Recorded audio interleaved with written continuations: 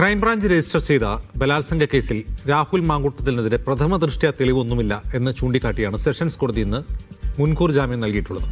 ഗർഭഛിദ്രവും ബലാത്സംഗവും ആരോപിച്ച് ആദ്യമെടുത്ത കേസിൽ താൽക്കാലികമായി ഹൈക്കോടതി അറസ്റ്റും തടഞ്ഞിട്ടുണ്ട്. ഹൃദയവേദനയോടെയാണ് രാഹുലിനെതിരായ നടപടിയെന്ന് പ്രതിപക്ഷ നേതാവ് നേരത്തെ പറയുമ്പോൾ രാഹുലിനെതിരെയുള്ള ബലാത്സംഗ പരാതിയിൽ KPCC അധ്യക്ഷൻ ചില സംശയങ്ങൾ പ്രകടിപ്പിക്കുന്നു. ജാമ്യം കിട്ടിയപ്പോൾ പാർട്ടിയിൽ നിന്ന് പുറത്തായ രാഹുലിനോട് കോൺഗ്രസ് മൃദുവാവുകയാണോ?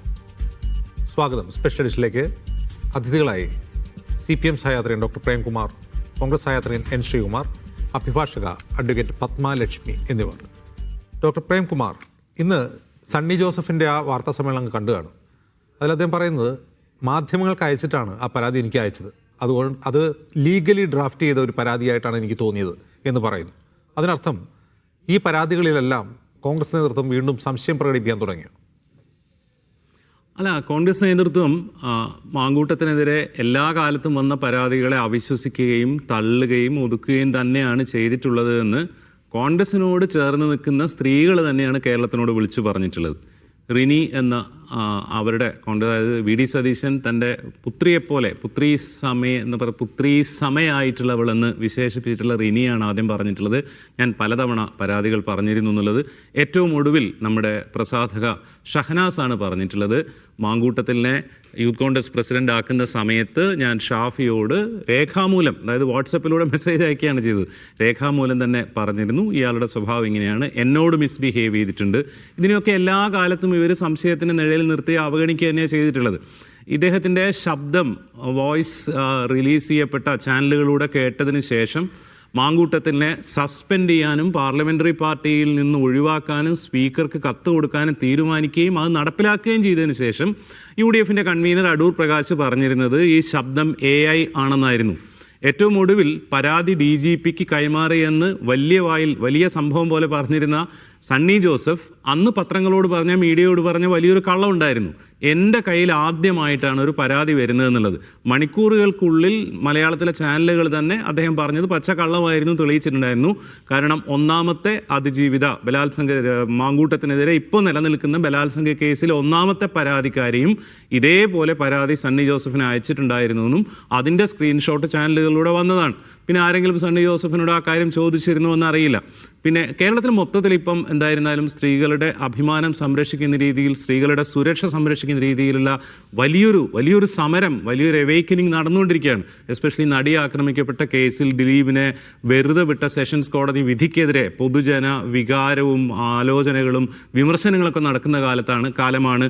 പൊതുവേ രാഷ്ട്രീയ പ്രവർത്തകരെല്ലാവരും ആ കേസിൽ, ദിലീപിൻ്റെ കേസിൽ ഹൈക്കോടതിയിലേക്ക് അപ്പീൽ പോവേണ്ടതുണ്ടെന്ന് പറയുകയും സർക്കാർ അന്ന് തന്നെ തീരുമാനിക്കുകയും ചെയ്തപ്പോൾ കേരളത്തിനെ നാണിപ്പിക്കുന്ന രീതിയിൽ UDFിൻ്റെ കൺവീനർ അടൂർ പ്രകാശ് പറഞ്ഞത് ദിലീപിന് നീതി കിട്ടിയെന്നാണ് ഞാൻ വിശ്വസിക്കുന്നത്. എനിക്ക് അദ്ദേഹമായിട്ട് അടുത്ത് ബന്ധമുള്ളതാണ്, പരിചയമുള്ളതാണ്, സർക്കാരിന് വേറെ പണിയില്ലാത്ത കൊണ്ടാണ് അപ്പീലിന് പോകുന്നതെന്നാണ്.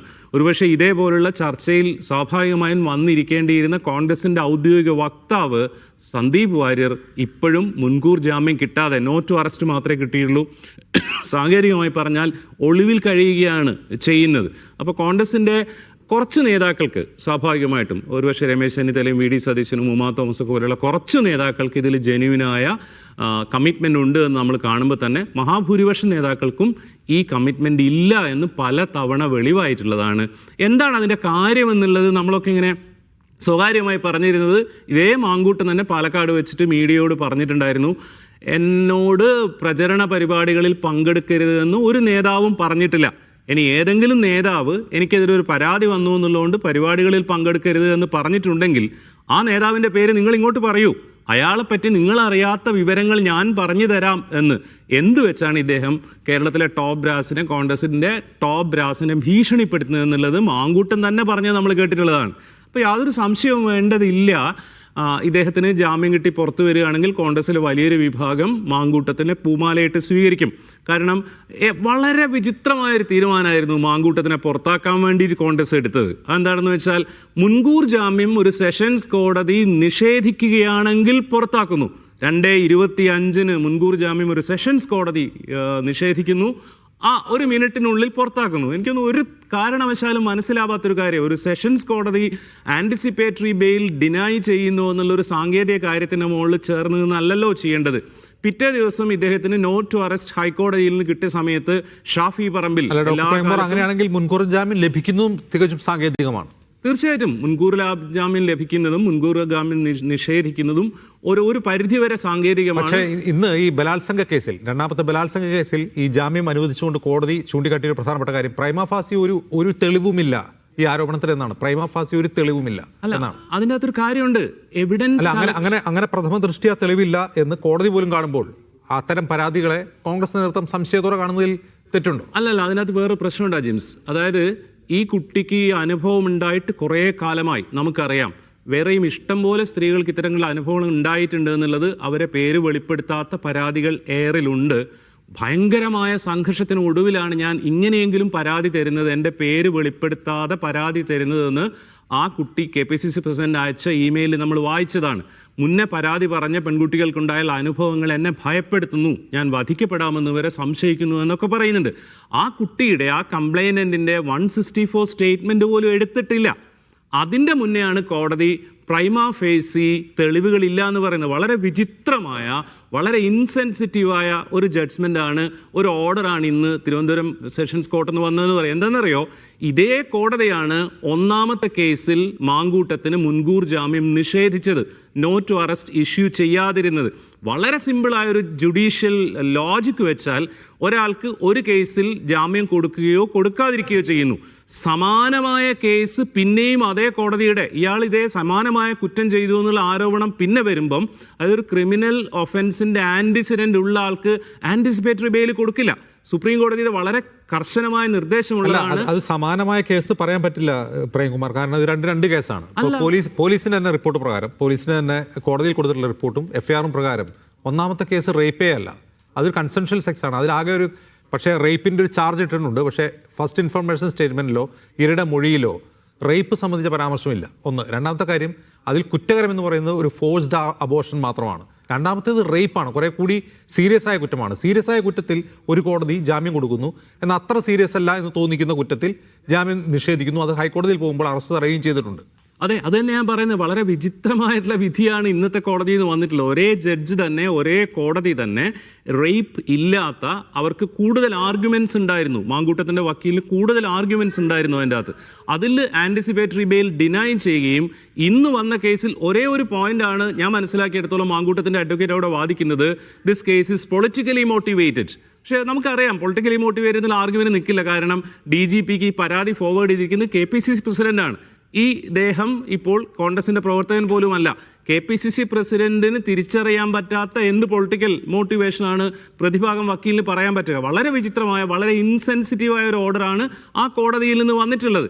പിന്നെ മൊത്തത്തിൽ നമുക്കറിയാം നമ്മുടെ ജുഡീഷ്യൽ സിസ്റ്റം ഇപ്പോഴും ഈ ജെൻഡർ സെൻസിറ്റിവിറ്റിയുടെ കാര്യത്തിൽ നമ്മൾ വിചാരിക്കുന്ന അവസ്ഥയിലേക്ക് മാറിയിട്ടില്ല. സുപ്രീം കോടതി പോലും ആവശ്യപ്പെടുകയാണ്, പിന്നെ ഇതേപോലെ സെക്ഷൽ ഹരാസ്മെന്റ് കേസിൽ നിങ്ങൾക്കത് കോംപ്രമൈസ് ആക്കിക്കൂടെ എന്നുള്ളത്. ഇതേപോലെയുള്ള പീഡന പരാതികൾ വരുമ്പോൾ കേരളത്തിൽ മുന്നേയും ഉണ്ടായിട്ടുണ്ട്. എന്ന് പറയുക, ഒരു സിനിമാ സംവിധായകൻ്റെ കേസിൽ, ഒരു ഗായകൻ്റെ കേസിൽ, റാപ്പ് ഗായകൻ്റെ കേസിലൊക്കെ മുൻകൂർ ജാമ്യം കൊടുക്കുക എന്നുള്ളത്. ഇതെന്താണ് നമ്മുടെ നാട്ടിലുള്ള പെൺകുട്ടികൾക്ക്, പരാതിപ്പെടാൻ തയ്യാറാവുന്ന സ്ത്രീകൾക്ക് കൊടുക്കുന്ന മെസ്സേജ് എന്നുള്ളത് സുപ്രീം കോടതിയുടെ വളരെ പ്രമാദമായിട്ടുള്ള വിശാഖ വേഴ്സസ് കേസിലെ എന്താ പറയുക ജഡ്ജ്മെന്റ് ഒക്കെ നിൽക്കുന്ന ഒരു നാട്ടിൽ ഇത് എന്ത് മെസ്സേജാണ് നൽകുന്നുള്ളത്? It's a matter of general concern. അതൊരു പൊളിറ്റിക്കൽ ഇഷ്യൂ എന്നുള്ളതിനേക്കാൾ കൂടുതൽ. ശരി, ശ്രീകുമാർ, ഇന്ന് KPCC അധ്യക്ഷൻ സണ്ണി ജോസഫ് ഈ ബലാത്സംഗ കേസിനെ സംബന്ധിച്ച് അദ്ദേഹം പറഞ്ഞത്, തനിക്ക് ലഭിച്ച പരാതി ലീഗലി ഡ്രാഫ്റ്റാണ്, അതേതോ അഭിഭാഷകൻ തയ്യാറാക്കിയ പരാതി പോലെയുണ്ട് എന്ന് അദ്ദേഹം പറയുന്നു. അദ്ദേഹം അത് പറയാൻ, അദ്ദേഹം ഒരു അഭിഭാഷകനാണ്. അപ്പോൾ ഒരു പരാതി വായിക്കുമ്പോൾ തന്നെ അതിലെ പദപ്രയോഗങ്ങൾ, ഊന്നലുകൾ, ഇതൊക്കെ അവരും ശ്രദ്ധിക്കുമായിരിക്കും. പക്ഷേ ഞങ്ങളത് പോലീസിന് കൈമാറി. ഇത് ഇന്ന് രാഹുൽ മാങ്കൂട്ടത്തിന് മുൻകൂർ ജാമ്യം അനുവദിച്ചുകൊണ്ട് സെഷൻസ് കോടതിയിൽ നിന്ന് വരുന്ന ഉത്തരവിന് മുമ്പാണ് അദ്ദേഹം അത് പറയുന്നത്. ആ ഉത്തരവ് എന്താകുമെന്നറിഞ്ഞിട്ടല്ല. പക്ഷേ അദ്ദേഹത്തിൻ്റെ ആ പരാമർശത്തിൽ ഒരു കാര്യം വ്യക്തമാണ്. ആദ്യത്തെ കേസിൽ ഹൈക്കോടതി അറസ്റ്റ് തടഞ്ഞതോടെ ഈ കേസുകളിൽ ജാമ്യം ലഭിച്ചേക്കും, അദ്ദേഹത്തെ അറസ്റ്റ് ഒഴിവാക്കാൻ കഴിഞ്ഞേക്കുമെന്നൊരു ആത്മവിശ്വാസം കോൺഗ്രസ് നേതൃത്വത്തിന് വന്നിട്ടുണ്ടാകാം. അങ്ങനെ രാഹുലിനോട് കോൺഗ്രസ് മൃദുവാവുകയാണ്.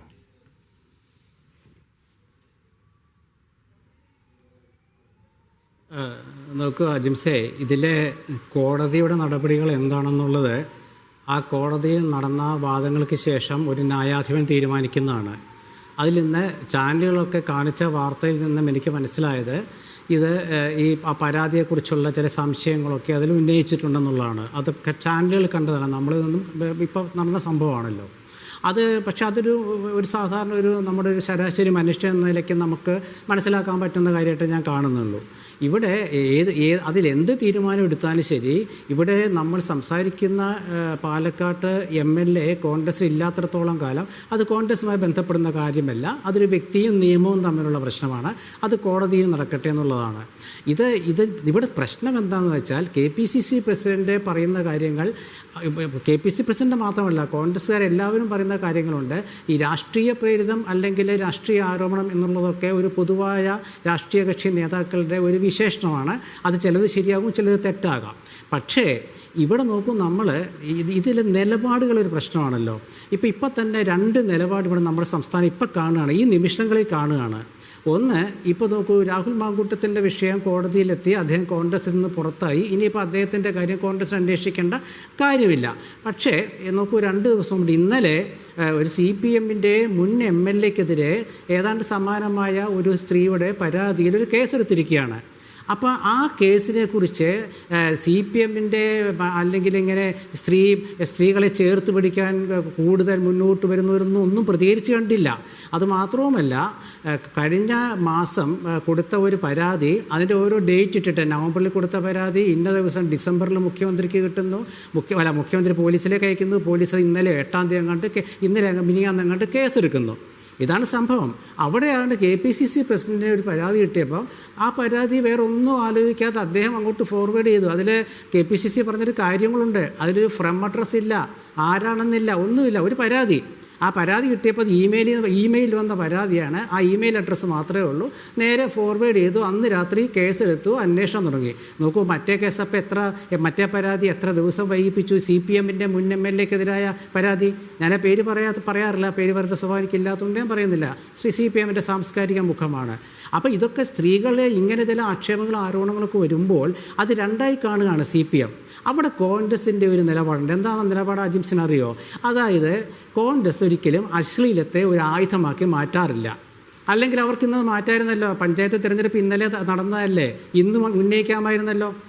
വളരെ രൂക്ഷമായ രീതിയിൽ പ്രതികരിക്കാമായിരുന്നല്ലോ. മുൻ MLA അല്ലേ, നേതാവ് CPMകാരൻ തന്നെയാണല്ലോ. പക്ഷേ എന്തുകൊണ്ടാണ്? അത് കോൺഗ്രസിൻ്റെ ഒരു ശൈലിയല്ല. അതുപോലെ ഏതെങ്കിലും ഒരു വിധി വന്നാൽ ആ വിധി പ്രഖ്യാപിച്ച ജഡ്ജിയുടെ പൂർവ്വകാല രാഷ്ട്രീയം നമ്മുടെ നാട്ടിലെ ഇപ്പോഴത്തെ ഒരു തലമുറയിൽ ഏത് ന്യായാധിപനാണെങ്കിലും ഏത് അഭിഭാഷകരാണെങ്കിലും അവരുടെ വിദ്യാർത്ഥി രാഷ്ട്രീയ കാലത്തൊക്കെ അവർക്ക് രാഷ്ട്രീയം ഉണ്ടായിരിക്കാം. പക്ഷേ അവരൊരു സ്ഥാനത്തെത്തിയാൽ ആ സ്ഥാനത്ത് അവരെങ്ങനെ പെരുമാറുന്നു എന്നുള്ളതാണ്. അപ്പോൾ നമ്മുടെ ഈ നടിയെ ആക്രമിച്ച കേസിലെ വിധി പ്രഖ്യാപിച്ച ജഡ്ജിയുടെ പൂർവ്വകാല ചരിത്രം കോൺഗ്രസ്സുകാരെങ്കിലും ചകഞ്ഞു പോയോ? എന്താ കാരണം? അതൊരു ന്യായാധിപ കൃത്യമായ ഒരു നീതി നിർവഹണം നടത്തി. അതിൽ അഭിപ്രായ വ്യത്യാസങ്ങൾ കോൺഗ്രസ്സിലുണ്ട്, അഭിപ്രായം എന്നുള്ള ശരിയാണ്. കാരണം ഒരു രാഷ്ട്രീയമാണ്. സിനിമാ രാഷ്ട്രീയത്തിൽ ഒരാൾക്ക് അനുകൂലമായ ഒരു വിധി വരുമ്പോൾ ഒരുപക്ഷെ അദ്ദേഹത്തോട് താല്പര്യമുള്ളവർ അങ്ങനെ ഒരു പരാമർശം നടത്തും. പക്ഷേ അപ്പോഴും KPCC ഒരു കാര്യം പറഞ്ഞു, ഞങ്ങളുടെ നിലപാടിതാണ്, KPCC നിലപാടിതാണ്. UDF കൺവീനർ പറഞ്ഞതല്ല നിലപാട്, KPCC നിലപാടിതാണ്. പ്രതിപക്ഷ നേതാവ് പറഞ്ഞു, കോൺഗ്രസിൻ്റെ നിലപാട് KPCC പ്രസിഡന്റ് പറഞ്ഞു. പിന്നെ അതിലൊരു ചർച്ചയില്ല. അത് പിന്നെ ചർച്ചയാക്കി കൊണ്ടുവരുന്നതിന് രാഷ്ട്രീയ ഉദ്ദേശം കാണും. അതുപോലെ തന്നെയാണ് അപ്പുറത്തെ കാര്യം, അതുപോലെ തന്നെയാണ്. കാരണം അവരുടെ നിലപാടുകളാണ് രാഹുൽ മാങ്കൂട്ടത്തിൽ വിഷയത്തിൽ വ്യത്യസ്ത അഭിപ്രായമായിരുന്നു. അത് അഭിപ്രായം പറഞ്ഞിട്ടുണ്ട്, തീർച്ചയായിട്ടും അഭിപ്രായം പറഞ്ഞിട്ടുണ്ട്. അവിടെ ഞാൻ പറയുന്നത് ഒരു രാഷ്ട്രീയ ആരോപണം ഞാൻ ആദ്യമേ പറഞ്ഞല്ലോ. അതായത് ഒരു കോൺഗ്രസ് നേതാവിനെതിരെ ആണെങ്കിലും ഒരു CPM നേതാവിനെതിരെ ആണെങ്കിലും ആ കക്ഷികളിലെ ചില നേതാക്കൾ അവർക്ക് തുല്യമായ കാര്യം പറയും. ഇപ്പോൾ മറ്റേ നമ്മുടെ EP ജയരാജൻ കൺവീനർ, LDFൻ്റെ മുൻ കൺവീനർ, അദ്ദേഹം 2 ആഴ്ച മുമ്പ് നടത്തിയ എന്താണ് ഒരു കൊല്ലം MLAയുടെ കാര്യം ചോദിച്ചപ്പോൾ പറഞ്ഞു അത് സിനിമയിലത്തെ കാര്യമല്ല, അത് സിനിമ, ഇത് രാഷ്ട്രീയം. അപ്പോൾ അദ്ദേഹം ഒരു CPMൻ്റെ അരിവാൾ ചുറ്റിയ നക്ഷത്രത്തിൽ ജയിച്ച MLA ആണെന്നുള്ളത് EP ജയരാജൻ മറക്കുകയാണ്. അപ്പോൾ അത് അദ്ദേഹം പറഞ്ഞത് പാർട്ടി നിലപാടാണോ? അത് അദ്ദേഹത്തിൻ്റെ അഭിപ്രായം. അത് ഞാൻ പറഞ്ഞ അങ്ങനെയൊക്കെ ഒരുപാട് വിഷയങ്ങൾ നമ്മുടെ നാട്ടിൽ നടക്കും. പക്ഷേ പൊതുവായൊരു വിഷയം എന്താണ്? കോൺഗ്രസിന് ചേരാത്ത രീതിയിൽ പെരുമാറിയ ഒരു യൂത്ത് കോൺഗ്രസിൻ്റെ മുൻ പ്രസിഡന്റിനെ പാർട്ടിയിൽ നിന്ന് ഡിസ്മിസ് ചെയ്തു, പുറത്താക്കി. അത് ഒരു നിലപാടെടുത്തു. അതൊരു നിലപാടാണ്. രണ്ടാമത്തെ നിലപാടെന്താണ്? പരാതി കിട്ടിയപ്പോൾ ആ പരാതി വെച്ച് താമസിപ്പിക്കാതെ അപ്പം തന്നെ മുഖ്യമന്ത്രിക്ക് കൈമാറി. അത് രണ്ടാമത്തെ നിലപാടാണ്. പിന്നെന്താണ്? ഈ വക വിഷയങ്ങളൊന്നുമല്ല ഈ പഞ്ചായത്ത് തിരഞ്ഞെടുപ്പിൽ ഞങ്ങൾ ഉന്നയിക്കുന്ന ഒരു പൊതു താല്പര്യമുള്ള വിഷയമുണ്ട്. അത് ശബരിമല ശാസ്താവിൻ്റെ സ്വർണം കടത്തിയ കേസിലെ അറസ്റ്റിലായ CPM-ൻ്റെ മുൻ MLA-യും CPM-ൻ്റെ മുൻ പഞ്ചായത്ത് പ്രസിഡന്റും ആയ മുൻ ദേവസ്വം പ്രസിഡന്റുകളൊക്കെ ജയിലിൽ കിടക്കുന്നതാണ്. അവരുടെ കാര്യത്തിൽ അതിൽ CPM-ൻ്റെ നിലപാടെന്താണ്? കുറ്റാരോപിതർ. കോൺഗ്രസിന് ഇപ്പുറത്ത് പറയാമല്ലോ, കുറ്റാരോപിതരാണ്, അല്ലെങ്കിൽ തെളിവില്ല, അല്ലെ പരാതിയില്ല.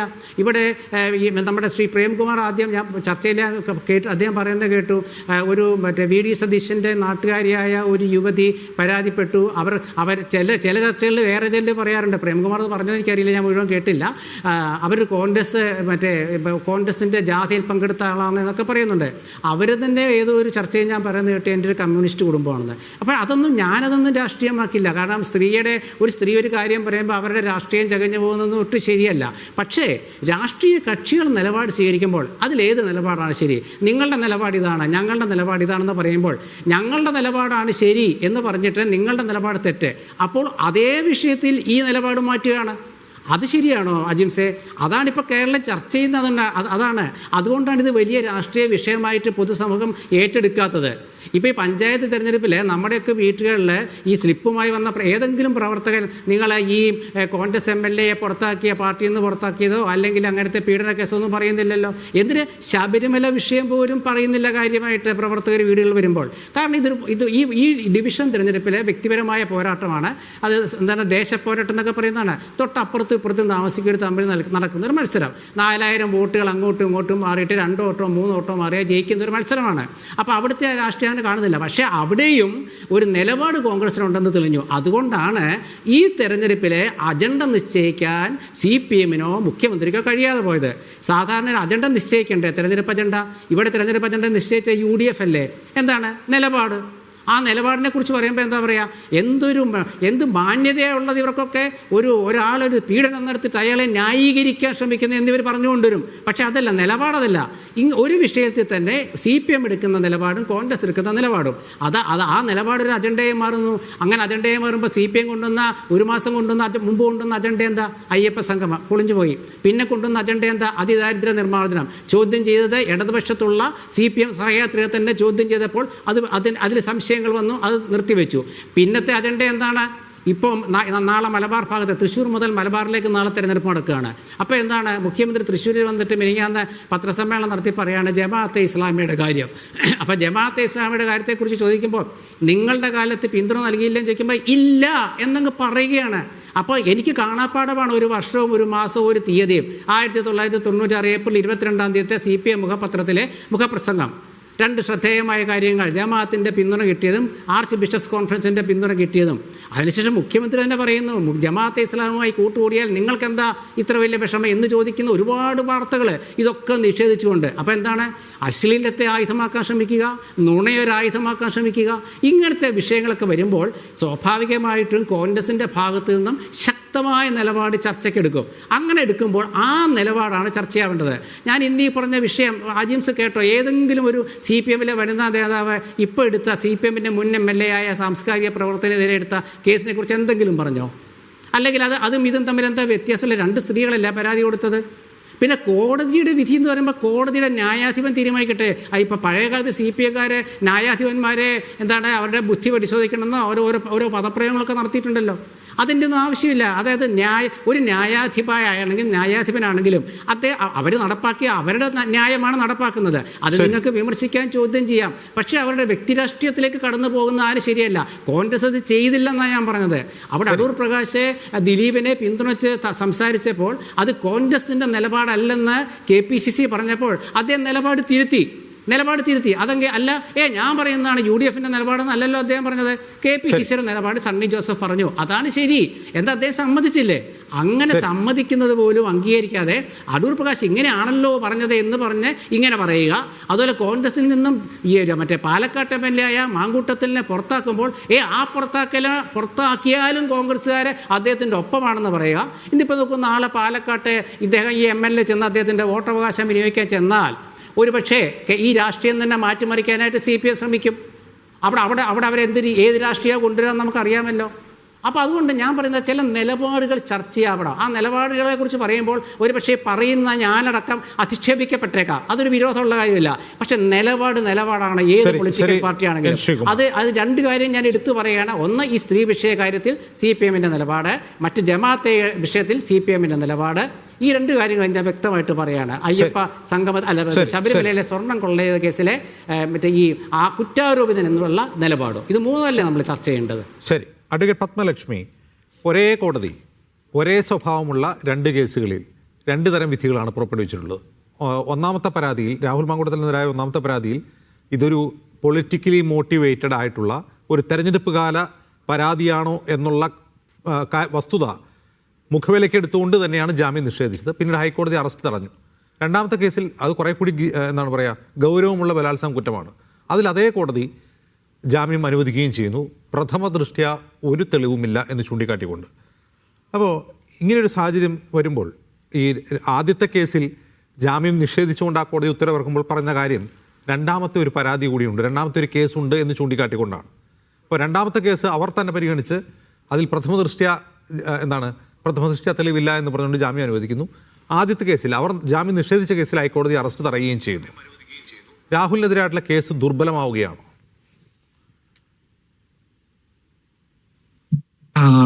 ഇതിലേറ്റവും പ്രധാനമായിട്ടും നാം മനസ്സിലാക്കേണ്ട കാര്യം, ആദ്യം തന്നെ ഒരു അഭിഭാഷകൻ എന്ന നിലയിൽ കോടതി വിധികളെ മാനിക്കുക എന്നുള്ളതൊരു പ്രധാനപ്പെട്ട ഒരു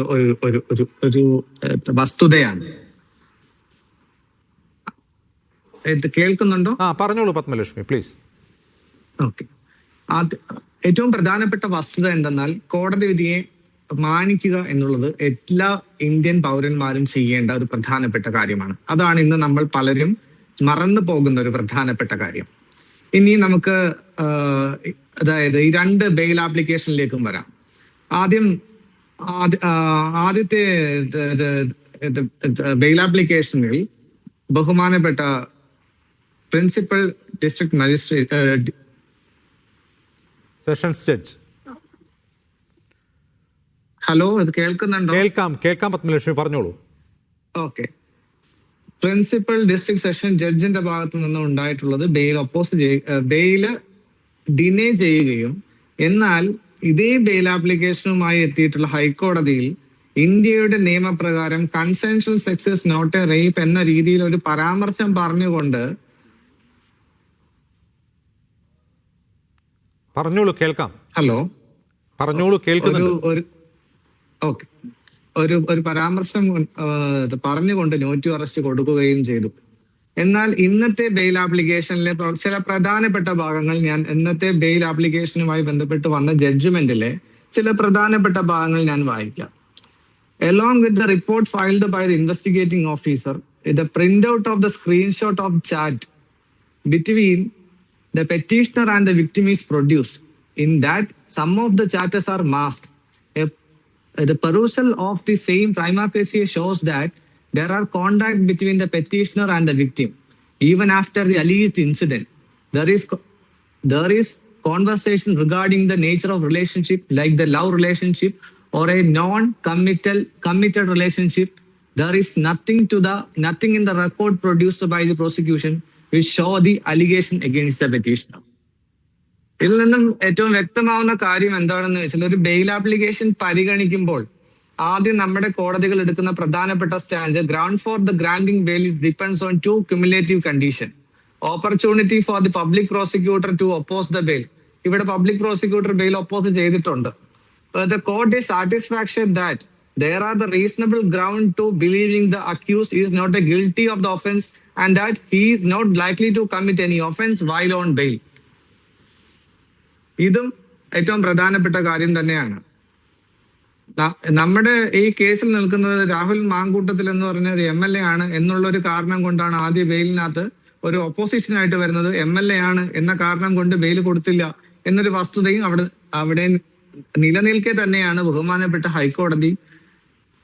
ഹൈക്കോടതിയുടെ വിവേചന അധികാരത്തിൽ നോട്ടീസ് അറസ്റ്റ് കൊടുക്കുകയും ചെയ്തത്. Sanket Sunny versus state of പഞ്ചാബിൽ ഇത് വളരെ വ്യക്തമായിട്ട് പറയുന്നുണ്ട്. Conditions R strict especially in case involve serious offences. അപ്പോ ഇതിനകത്ത് ഈ രണ്ട് വിധിന്യായങ്ങളും പറഞ്ഞിട്ടുള്ളത് ഒരേ ജഡ്ജി ആണെങ്കിലും അതിൻ്റെ അകത്ത് ഒരു വസ്തുതാ വിരുദ്ധതയൊന്നും കാണേണ്ട, നമ്മൾ അതിനെ വസ്തുതാ വിരുദ്ധമായിട്ടൊന്നും കാണേണ്ട വിധികളിലെ വൈരുദ്ധ്യം വെച്ച് അതിലെ വസ്തുതാ വിരുദ്ധതയല്ല ഞാൻ ചോദിച്ചത് അഡ്വക്കേറ്റ് പത്മലക്ഷ്മി. കേസ് ദുർബലമാവുകയാണ്. ഒന്നാമത്തെ കേസ് തന്നെ എടുത്ത് നോക്കൂ. ഒന്നാമത്തെ കേസിൽ റേപ്പ് എന്ന് ഇരയുടെ മൊഴിയില്ല. റേപ്പ് എന്ന് പോലീസ് ആഡ് ചെയ്തൊരു വകുപ്പാണ്. അതിൽ അവരുടെ ഫസ്റ്റ് ഇൻഫർമേഷൻ സ്റ്റേറ്റ്മെന്റിൽ എവിടെയും ബലാത്സംഗം എന്നില്ല, ബലാത്സംഗം എന്ന വാക്ക് ഉപയോഗിക്കുന്നില്ല.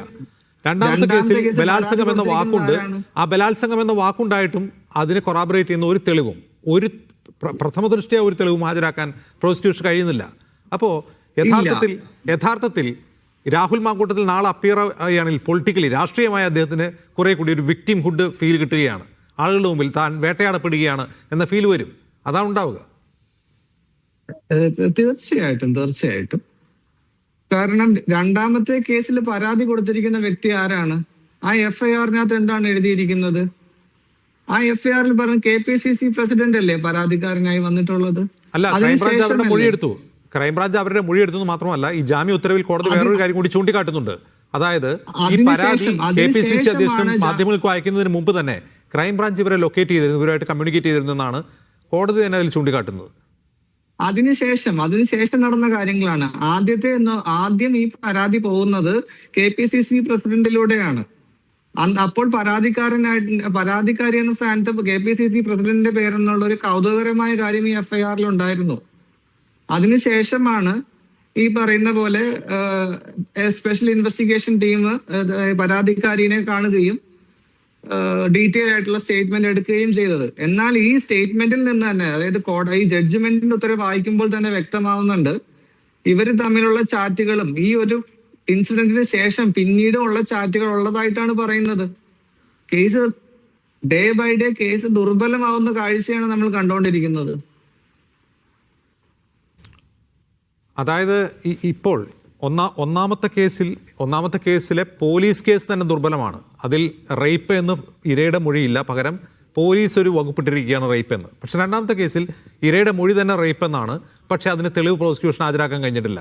ഒന്നാമത്തെ കേസിൽ ജാമ്യം നൽകാതിരിക്കാൻ കോടതി കണ്ടെത്തിയ ന്യായം രണ്ടാമതൊരു കേസുണ്ട് എന്നുള്ളതാണ്. രണ്ടാമത്തെ കേസിന് അവർ തന്നെ ജാമ്യം നൽകുന്നു. ആദ്യത്തെ കേസിൽ ഹൈക്കോടതി അറസ്റ്റ് തടയുകയും ചെയ്യുന്നു. ഇപ്പോൾ നിലവിൽ എന്താണ് മനസ്സിലാവുക? ഒരു തെരഞ്ഞെടുപ്പ് സമയത്ത് ഒരു MLA ആയ രാഷ്ട്രീയ നേതാവിനെ ഭരണകൂടം വേട്ടയാടുന്നത് ഫീലല്ലേ ഉണ്ടാവുന്നു ഇപ്പോൾ? തീർച്ചയായിട്ടും ഈ ചോദ്യം വളരെ പ്രസക്തമാണ്. കാരണം ഈ ചോദ്യം വളരെ ഒരു പ്രസക്തമാവാനുള്ള കാരണം ഇലക്ഷന് സമീപിച്ച് വന്നിട്ടുള്ള ഈ രണ്ട് പരാതികളുമാണ്. കോടതി പരിഗണിക്കുന്ന ഏറ്റവും പ്രധാനപ്പെട്ട ഒരു കാര്യം ഡിലേ ഇൻ ഫയലിംഗ് FIR ആണ്. FIR ഫയൽ ചെയ്യാൻ ഈ ഇലക്ഷൻ സമയം വരെ കാത്തിരുന്നു എന്നുള്ള ഒരു കാര്യവും, അതായത് അത് നമ്മൾ അത് പരിഗണിക്കാൻ FIR ഫയൽ ചെയ്യാൻ വൈകാൻ പല കാരണങ്ങളും കോടതികൾ തന്നെ, സുപ്രീം കോടതി തന്നെ ചൂണ്ടിക്കാട്ടിയിട്ടുണ്ട്. ഒരു പക്ഷേ കരുത്തനായ ഒരാളാണെങ്കിൽ, അക്യൂസ്ഡ് കരുത്തനായ ഒരു രാഷ്ട്രീയ നേതാവാണ് എന്നുള്ളത് കൊണ്ട് ഒരു പക്ഷേ ഇരകൾക്ക് അങ്ങനെ മുമ്പോട്ട് വരാൻ ഭയമുണ്ടാകും. ഈ രണ്ടാമത്തെ കേസിൽ അതിനെപ്പറ്റി പറയുകയും ചെയ്യുന്നുണ്ട്. ഞാൻ ഹരാസ് ചെയ്യപ്പെട്ടേക്കാം, ഞാൻ ആക്രമിക്കപ്പെട്ടേക്കാം എന്ന ഭീതി കൊണ്ട് കംപ്ലൈന്റ് വൈകിയേക്കാം. കംപ്ലൈന്റ് വൈകി എന്നുള്ളത് ഒരു കുറ്റം നടന്നില്ല എന്നതിന് തെളിവല്ലല്ലോ. ഇല്ല തീർച്ചയായിട്ടും FIR ഫയൽ ചെയ്യുന്നതിനകത്ത് ഡിലേ ഉണ്ടായി കഴിഞ്ഞാൽ എന്താണ് സഫിഷ്യന്റ് റീസൺ എന്ന് കാണിച്ചാൽ മതി. ഏറ്റവും പ്രൊമിനന്റ് ആയിട്ടുള്ള ഒരു ഭാഗമുണ്ടല്ലോ, ക്രൈം നെവർ ഡൈ, ക്രൈം ഒരിക്കലും മരിക്കുന്നില്ല. There is no limitation. അതിഥികളെ തിരികെ ഡോക്ടർ പ്രേംകുമാർ, ഈ ഇന്നലത്തെയും ഒക്കെ ആയിട്ടുള്ള കോടതി വ്യവഹാരങ്ങളിൽ എന്താ മനസ്സിലാവുന്ന? കേസ് ദുർബലമായോ? ഇല്ല, ദുർബലമായി എന്ന് ഞാൻ വിചാരിക്കുന്നില്ല. മാത്രമല്ല, നമ്മൾ ജീവിക്കുന്ന കോണ്ടെക്സ്റ്റിനെ പറ്റിയിട്ടേ, അതിൻ്റെ ഒരു പൊളിറ്റിക്കൽ, ലീഗൽ, ജുഡീഷ്യൽ കോണ്ടെക്സ്റ്റിനെ പറ്റിയിട്ട് നമുക്കൊരു പേഴ്സ്പെക്റ്റീവ് ഉണ്ടാവണം. ഈ ചർച്ചയുടെ വലിയൊരു ദയനീയത എന്താണെന്ന് വെച്ചാൽ, രാഹുൽ ഈശ്വറുമായിട്ട് നമുക്ക് തർക്കിക്കാം, ചർച്ച ചെയ്യാം. കാരണം രാഹുൽ ഈശ്വർ പച്ചയ്ക്ക് ദിലീപിനെയും മാങ്കൂട്ടത്തിനെയും സപ്പോർട്ട് ചെയ്യുന്ന ആളാണ്. അഡ്വക്കേറ്റ് രാമൻ പിള്ളയുമായിട്ട് തർക്കിക്കാം, അയാൾ ദിലീപിൻ്റെ വക്കീലാണ്. ഇവിടെ നമ്മുടെ എന്താ പറയുക, നിർഭാഗ്യം കൊണ്ട് ഇവിടെയുള്ള രണ്ട് പാനലിസ്റ്റുകളുടെയും ഒരു രീതി എന്താണെന്ന് വെച്ചാൽ, അവർ നിഷ്പക്ഷമായിട്ട് അഭിനയിക്കുകയും പക്ഷേ ആത്യന്തികമായിട്ട് റേപ്പിസ്റ്റുകൾക്ക് അനുകൂലമായ നിലപാടെടുക്കുകയും ചെയ്യുന്ന ആളുകളാണ്. ഞാനിപ്പോൾ കേട്ടതിൽ ഞാൻ പറയുന്നത് എന്താണെന്ന് സാർ, വെച്ചാൽ പ്രേംകുമാർ ഇലക്ഷൻ സാറിനോടൊരു കാര്യം സമയമായതുകൊണ്ടാണ് കേസ് കൊടുത്തത് എന്നുള്ള ഒരു ആരോപണം KPCC പ്രസിഡന്റിനോ കേരളത്തിന്റെ പ്രതിപക്ഷ നേതാവിനോ K മുരളീധരനോ പോലും ഇല്ലാതിരിക്കെയാണ് ഒരു അഭിഭാഷക പറയുന്നത് അങ്ങനെയാണ് എന്ന് സംശയിച്ചാൽ തെറ്റില്ല എന്നുള്ളത്. ഡോക്ടർ ശ്രീകുമാർ സീനിയർ ജേർണലിസ്റ്റ് ആണ്, കോൺഗ്രസ് ഒരു സഹയാത്രികനാണ്. നിമിഷം അഡ്വക്കേറ്റ് പത്മലക്ഷ്മി, അദ്ദേഹം ഒന്ന് പൂർത്തിയായിക്കോട്ടെ. അദ്ദേഹം ഉപയോഗിക്കുന്ന വാക്ക് അശ്ലീല കേസ് എന്നാണ്. അശ്ലീല കേസ്, അതിനകത്തുണ്ട് അദ്ദേഹത്തിന് ഇത്തരം കാര്യങ്ങളിലെ മുഴുവൻ നിലപാടിൻ്റെയും സമ്മറി. കാരണം ഒരു പെൺകുട്ടിയെ, ഒരു സ്ത്രീയെ ക്രൂരമായി റേപ്പ് ചെയ്യുകയും ഉപേക്ഷിക്കുകയും ഫോഴ്സ്ഡ് അബോർഷൻ ചെയ്യുകയും ചെയ്താൽ എന്നെ സംബന്ധിച്ചിടത്തോളം അത് സ്ത്രീകൾക്കെതിരെയുള്ള അക്രമവുമായി ബന്ധപ്പെട്ട ഒരു കേസാണ്, ഒരു ഇഷ്യൂ ആണ്, സ്ത്രീകളുടെ അഭിമാനവുമായി ബന്ധപ്പെട്ട ഒരു പ്രശ്നമാണ്. വളരെ വളരെ ഗ്രേവായ ഒരു ക്രിമിനൽ ഒഫൻസാണ്. ഇന്ത്യൻ നിയമം അനുസരിച്ചിട്ട് കൊലപാതകത്തിന് തൊട്ട് താഴെ വരുന്ന ഒരു വലിയ ഒഫൻസാണ്. ശ്രീകുമാറിനെ സംബന്ധിച്ചിടത്തോളം അതൊരു അശ്ലീല സംഭവമാണ്. അതുകൊണ്ട് കോൺഗ്രസ് ഇത്തരം അശ്ലീല കാര്യങ്ങളുടെ അടുത്തേക്ക് പോവാറില്ല എന്നാണ് അദ്ദേഹം പറയുന്നത്. പക്ഷേ ഇതുമായിട്ട് എന്തെങ്കിലും തരത്തിൽ ബന്ധിപ്പിക്കാൻ പറ്റുന്ന സകല സാധനങ്ങളെയും സൂചിപ്പിക്കുകയും ചെയ്യും. ഇത്തരം ആളുകളാണ് ഏറ്റവും അപകടകാരികൾ ഏത് ഡിസ്കഷനിലും എന്ന് ഞാൻ വിചാരിക്കുന്നു. ഒരു ഘട്ടത്തിൽ ഞാനിത് വളരെ ഷാർപ്പായിട്ട് തന്നെ ശ്രീകുമാറിനെ പറ്റി പറഞ്ഞതാണ്. ഞാനത് പിന്നെ ആവർത്തിക്കാൻ ഉദ്ദേശിക്കുന്നില്ല, അദ്ദേഹത്തിന് ഹേർട്ട് ആവുന്നുള്ളതുകൊണ്ട്. നിങ്ങളുടെ നിലപാടുകളാണ് സത്യത്തിൽ ഈ ടോട്ടൽ ഡിസ്കോഴ്സിനെ ഈ തരം രണ്ട് അഭിപ്രായങ്ങൾ ഡോക്ടർ പ്രേംകുമാർ തന്നെ മുമ്പ് പറഞ്ഞല്ലോ, കോൺഗ്രസിൽ രണ്ട് അഭിപ്രായം ഉണ്ടെന്ന് പറഞ്ഞല്ലോ. ഈ അഭിപ്രായം CPM ഉണ്ടല്ലോ. ഇപ്പോൾ മുകേഷിനെ പറ്റി ചോദിച്ചാൽ ഗോവിന്ദ മാസ്റ്റർ പറയുന്നതായിരിക്കില്ല ജനാധിപത്യ മഹിളാ അസോസിയേഷന്റെ കൊല്ലത്തെ നേതാവ് പറയുക. തീർച്ചയായിട്ടും ജനാധിപത്യ മഹിളാ അസോസിയേഷന്റെ കൊല്ലത്തെ നേതാവ് പറഞ്ഞത് 100% തെറ്റായ സ്ത്രീ വിരുദ്ധമായ നിലപാടാണ്. എനിക്ക് അക്കാര്യത്തിൽ യാതൊരു സംശയവുമില്ല. മുകേഷ് MLA-ക്കെതിരെ കേസ് വന്ന സമയത്ത് അദ്ദേഹം രാജിവെക്കണമെന്നും അദ്ദേഹം പാർട്ടി മെമ്പർ അല്ലാന്ന് കേൾക്കുന്നു, പാർട്ടിയിൽ നിന്ന് മാറ്റി നിർത്തണമെന്നും വളരെ ക്ലിയർ ആയിട്ട് എഴുതുകയും പറയുകയും ചെയ്തിട്ടുള്ള ഒരാളാണ് ഞാൻ. UDF-ന്റെ 2 MLA-മാർ അവിടെ ഉണ്ടല്ലോ, അതുകൊണ്ട് നമുക്ക് നിൽക്കാം എന്ന് പറയുന്നത് ശരിയല്ല എന്ന് ബൃന്ദാകാരാട്ടിൻ്റെ ലേഖനം ഷെയർ ചെയ്തിട്ടുള്ള ആളാണ് ഞാൻ. അതിൽ അന്നും ഇന്നും അങ്ങനെ തന്നെയാണ് അഭിപ്രായം. ഇനിയിപ്പം ഇദ്ദേഹം ഇവിടെ പേര് പറയാതെ പറഞ്ഞ PT കുഞ്ഞുമുഹമ്മദിനെതിരെ കേസ് വന്നിരിക്കുന്നു, അദ്ദേഹത്തിനെതിരെ പരാതി കൊടുത്തിരിക്കുന്നു, കേസ് എടുത്തിരിക്കുന്നു.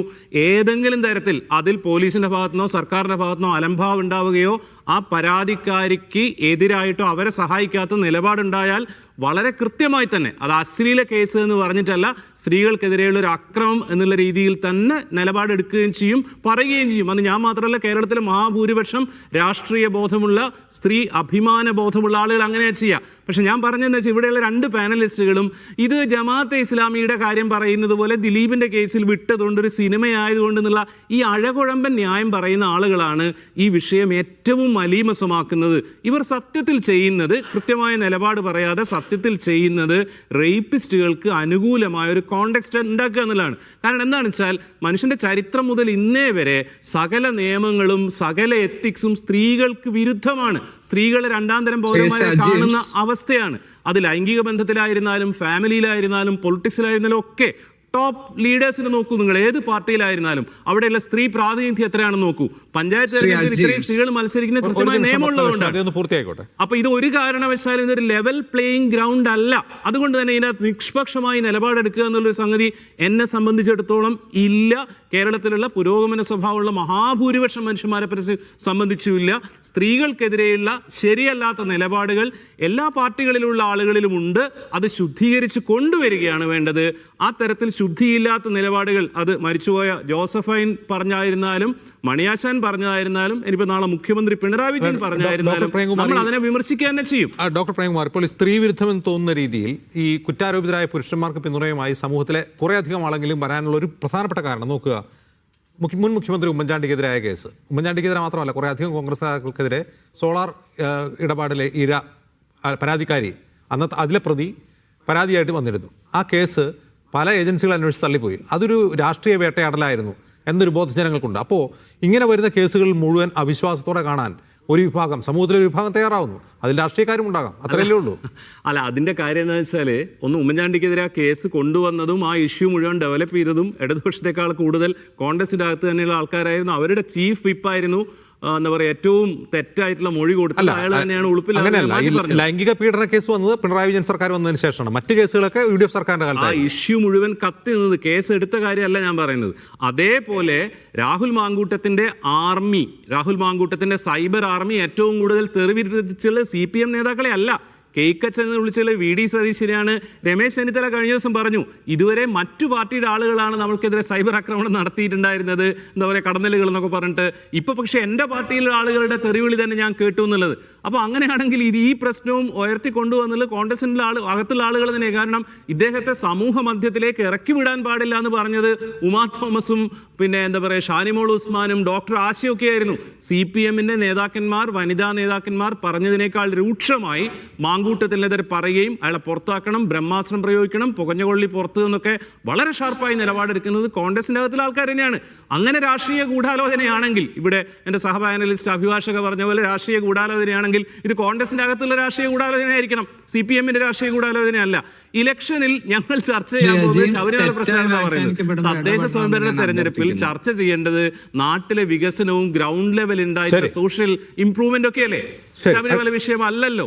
ശരി, അഡ്വക്കേറ്റ് പത്മലക്ഷ്മി, എന്താണ് പ്രേംകുമാർ തെറ്റായി വ്യാഖ്യാനിച്ചത്?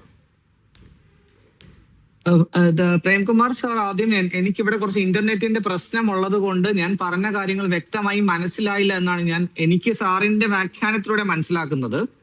ആദ്യം തന്നെ സാർ എന്നെ പറ്റി അറിയില്ല എന്നാണ് എനിക്ക് തീർച്ചയായും മനസ്സിലായിരിക്കുന്നു. കാരണം വനിതകൾക്ക് വേണ്ടി, സ്ത്രീകൾക്ക് വേണ്ടി, ട്രാൻസ്ജെൻഡർ പേഴ്സൺസിന് വേണ്ടി കേരള ഹൈക്കോടതിയിൽ നിരന്തരം കേസുകൾ വാദിക്കുന്ന വ്യക്തിയാണ് ഞാൻ.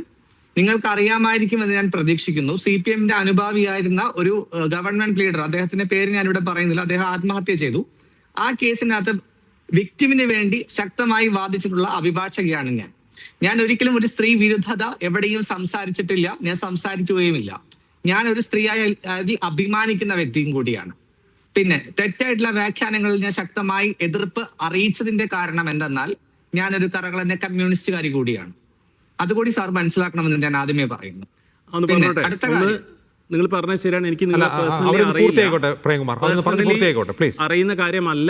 നിങ്ങൾ പറഞ്ഞതിൽ എനിക്ക് എന്താ പറയുക, എനിക്ക് വിഷമമായി തോന്നിയ കാര്യത്തെ പറ്റിയാണ് ഞാൻ പറഞ്ഞത്.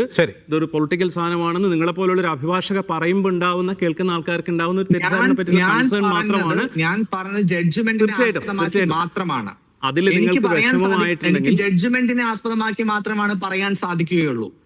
ഞാനല്ലാതെ എനിക്ക് ഇതിനകത്ത് കോൺഗ്രസിനോ അല്ലെങ്കിൽ കോൺഗ്രസിന് പോലും വേണ്ടാത്ത രാഹുൽ മാങ്കൂട്ടത്തിനെ പറ്റി പറയേണ്ട ആവശ്യം എനിക്കില്ലല്ലോ. അഡ്വക്കേറ്റ്, അതിൽ ഞാൻ ഇന്റർപ്രറ്റ് ചെയ്തതിൽ നിങ്ങൾക്ക് വിഷമമായിട്ടുണ്ടെങ്കിൽ ഞാൻ ക്ഷമ പറയുന്നു. പക്ഷെ നിങ്ങളിൽ നിന്ന് ഇങ്ങനെ ഒരു ഒബ്സർവേഷൻ വന്നപ്പോൾ ഉണ്ടായ കൺസേൺ ആണ് ഞാൻ പറഞ്ഞിട്ടുള്ളത്. ഞാൻ ആ ജഡ്ജ്മെന്റിനെ അധികരിച്ചുകൊണ്ട് മാത്രമാണ് കേസ് ദുർബലമാണ് എന്നത് അഡ്വക്കേറ്റ് പത്മലക്ഷ്മിയുടെ അഭിപ്രായമല്ല, ആ ജാമ്യ ഉത്തരവ് നോക്കിയിട്ട് തോന്നിയ കാര്യം പറഞ്ഞതാണ്, അങ്ങനെയല്ലേ? ജഡ്ജ്മെന്റിനെ ആസ്പദമാക്കിയാണ് എനിക്ക് സംസാരിക്കാൻ സാധിക്കുള്ളൂ സാർ. ശരി, അതുപോലെ തന്നെ ഈ രണ്ട് ജഡ്ജ്മെന്റുകളും ഇതൊരു കേസിന്റെ ഇൻവെസ്റ്റിഗേറ്റിംഗ് സ്റ്റേജ് മാത്രമേ എത്തിയിട്ടുള്ളൂ. ഇൻവെസ്റ്റിഗേഷൻ പൂർത്തീകരിക്കണം, ചാർജ് ഷീറ്റ് വെക്കണം, ട്രയൽ നടക്കണം, പ്രൊസീജിയറുകൾ ഇനിയും ബാക്കിയാണ്. ചാർജ് വെക്കുന്നത് വരെ ഇൻവെസ്റ്റിഗേറ്റിംഗ് ഓഫീസറിന്റെ കയ്യിലാണ് ഏറ്റവും പ്രധാനപ്പെട്ട കാര്യങ്ങൾ ഇരിക്കുന്നത്. അദ്ദേഹമാണ് ഇതിനകത്ത് ഏറ്റവും വ്യക്തമായ രീതിയിൽ കാര്യങ്ങൾ നടന്ന് ഇൻവെസ്റ്റിഗേഷൻ നടന്ന് ചാർജ് വെച്ചാൽ മാത്രമാണ് ഈ കേസ് ദുർബലപ്പെടുമോ ദുർബലപ്പെട്ടില്ല എന്നൊക്കെ പറയാൻ സാധിക്കുള്ളൂ. പക്ഷേ പ്രഥമ ദൃഷ്ടിയാൽ ഈ കേസിൽ ഒന്നും കാണുന്നില്ല എന്നുള്ളതാണ് ഏറ്റവും വിഷമകരമായിട്ടുള്ള സത്യം. അത് ജഡ്ജ്മെന്റിനെ അധികരിച്ചുകൊണ്ട് പറയുന്നതാണ് ഞാൻ. ശരി, ശ്രീകുമാർ, ഇത്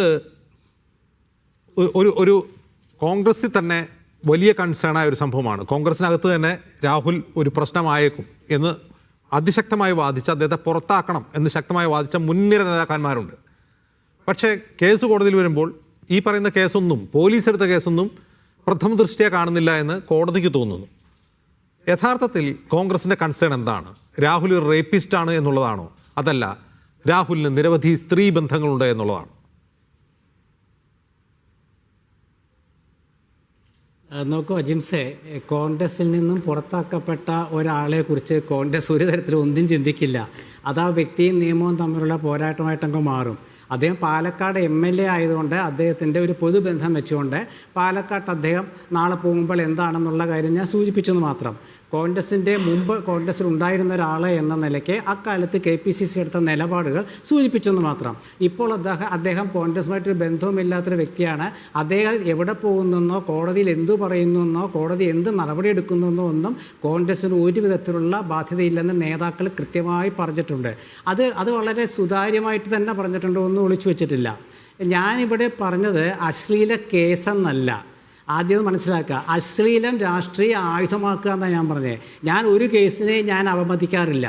അശ്ലീല കേസ് എന്നല്ല ഞാൻ പറഞ്ഞത്, അശ്ലീലത്തെ ആയുധമാക്കുന്ന. അതിന് നിങ്ങൾ തന്നെ പറയാറുണ്ടല്ലോ, ഉമ്മൻചാണ്ടിക്കെതിരായ കാര്യങ്ങൾ, അങ്ങനെ ഒരുപാട് വിഷയങ്ങളിൽ CPM എടുക്കുന്ന നിലപാടുകൾ, അത് ഞാൻ വ്യക്തമാക്കിയതാണ്. അത് മനസ്സിലാക്കുക. ഒന്നാമത്തെ കാര്യം, ഞാനൊരു പക്ഷമുള്ള പത്രപ്രവർത്തകനാണെന്ന് ഈ നാട്ടിൽ ചർച്ച കണ്ടിട്ടുള്ള എല്ലാവർക്കും അറിയാം. എനിക്ക് പാതി പക്ഷമില്ല. നമ്മൾ ഒരു കമ്മ്യൂണിസ്റ്റ് ഗുളിക വിഴുങ്ങുകയാണെങ്കിൽ ആ ഗുളിക പൂർണ്ണമായിട്ടും വിഴുങ്ങണം. അല്ലാണ്ട് പാതി വിഴുങ്ങിയാൽ ചിലപ്പോൾ അത് സൈഡ് എഫക്റ്റ് ഉണ്ടാകും. നേരെ മറിച്ച് മുഴുവനായി വിഴുങ്ങിയാൽ അതൊരു കുഴപ്പമില്ല. അതാണ് എനിക്ക് അതിനെക്കുറിച്ച് പറയാനുള്ളത്. അശ്ലീല കേസെന്നല്ല, അശ്ലീലത്തെ ആയുധമാക്കുക എന്നുള്ളതാണ്.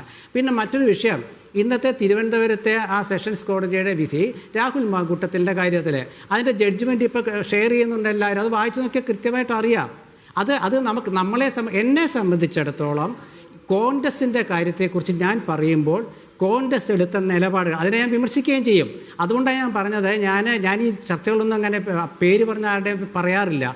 CPMൻ്റെ മുൻ MLA ആയ CPMൻ്റെ സാംസ്കാരിക മുഖമായ ഒരു പ്രമുഖനെതിരെ ഒരു യുവതി, ഒരു ചലച്ചിത്ര പ്രവർത്തക നൽകിയ പരാതിയിൽ അതിൻ്റെ കേസ് എടുക്കാൻ എടുത്ത കാലതാമസവും KPCC പ്രസിഡന്റ് ആ പരാതി അയച്ചു കൊടുത്ത അതിവേഗതയും അത് മനസ്സിലാക്കുക.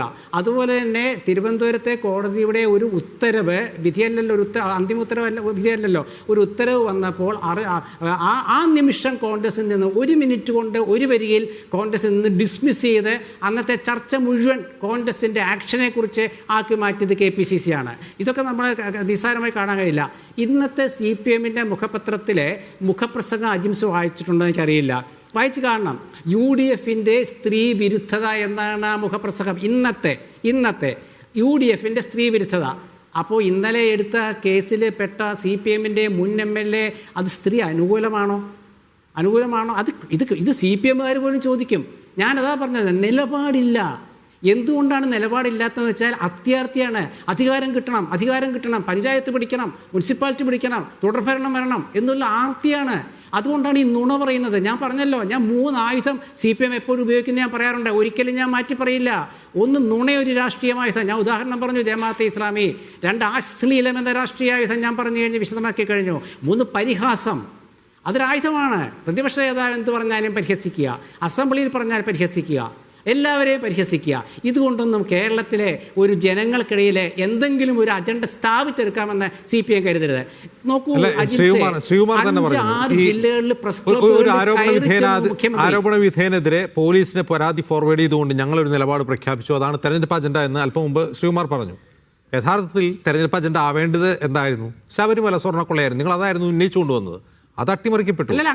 ഈ നിമിഷം വരെ അത് രാഹുൽ മാങ്കൂട്ടത്തിലാണ് ഈ പഞ്ചായത്ത് തെരഞ്ഞെടുപ്പിലെ പ്രധാനപ്പെട്ട തെരഞ്ഞെടുപ്പ് അജണ്ട. അത് സെറ്റ് ചെയ്ത് തരാൻ CPM ആണ്.